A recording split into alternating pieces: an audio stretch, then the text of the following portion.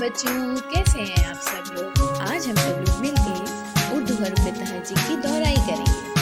آپ سب بچے بھی میرے ساتھ مل کے پڑھیں۔ الف ب پ، الف ب پ، ت ث ث، جیم چ ح خ دال ذ، ر ر ز ژ سین شین صاد صاد، طے ث عین غین ف کاف کاف کاف، لام میم نون واو، ہ حمزہ چھوٹی اور بڑی۔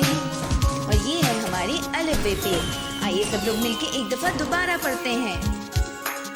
الف ب پ، ت ث ث، جیم چ ح خ دال ذ، ر ر ز ژ سین شین صاد صاد، طے ث عین غین ف کاف کاف کاف، لام میم نون واو، ہ حمزہ چھوٹی اور بڑی۔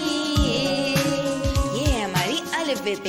آپ سب بچے اس کو دہرائیے اور ہم سب لوگ پھر ملیں گے۔ اللہ حافظ۔